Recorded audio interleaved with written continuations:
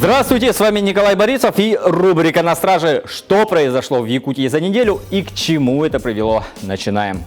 Чудовищное преступление произошло 9 ноября в Якутске в районе Маганского тракта. На месте обнаружено тело двухлетнего ребенка с признаками насильственной смерти. После всех процедур у следствия появились основания полагать, что к преступлению может быть причастен сожитель матери ребенка, неоднократно судимый 25-летний мужчина, который скрылся из квартиры. Проведенными оперативно-розыскными мероприятиями сотрудниками Управления уголовного розыска Республиканского МВД и отдела по раскрытию преступлений против личности городской полиции местонахождение мужчины установлено. Его задержали утром 9 ноября и доставили к следователю, где проводятся процессуальные действия с участием подозреваемого. В ближайшее время следователем будет внесено ходатайство об избрании в его отношении меры пресечения, связанной с изоляцией от общества. Как полагает следствие, кроме этого, свои обязанности не выполнили органы профилактики, которые своевременно не выявили семью, находящуюся в сложной ситуации.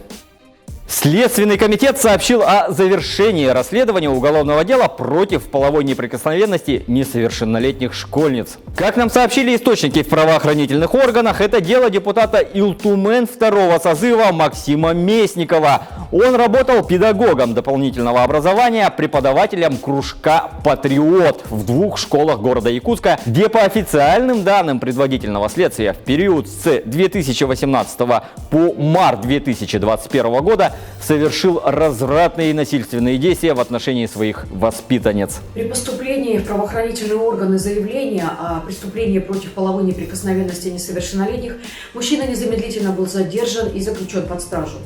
В общей сложности следствие установило личности 8 школьниц в возрасте 10-13 лет, которые стали жертвами обвиняемого, что объективно подтверждается показаниями потерпевших и другими материалами уголовного дела.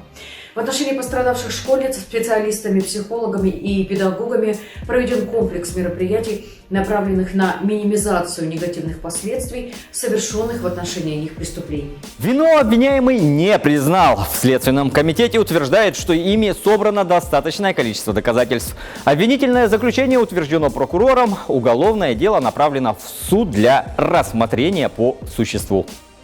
Полицейские Якутска установили подозреваемого в краже набора для новорожденных из детского магазина. Материальный ущерб составил 5500 рублей. В ходе оперативно-розыскных мероприятий сотрудники уголовного розыска отдела полиции номер 2 МО МВД России Якутска установили подозреваемого в краже. Им оказался 51-летний мужчина, ранее судимый за имущественное преступление. Установлено, что злоумышленник под видом покупателя зашел в магазин и незаметно похитил набор для новорожденных. Похищенное он успел сбыть, а вырученные средства потратил на спиртные напитки.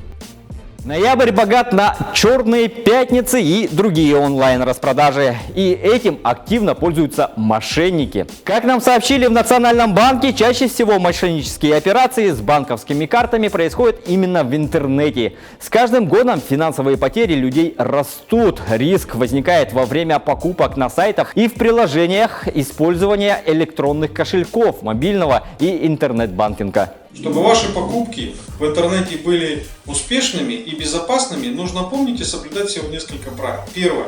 Используйте только личные устройства. Устанавливайте пароль на доступ к таким устройствам. Если вы потеряете свой телефон или планшет, незамедлительно свяжитесь с кредитной организацией для блокировки всех услуг, привязанных к этому телефонному номеру. На этом все. Доверяйте только проверенной информации. Берегите себя и своих детей.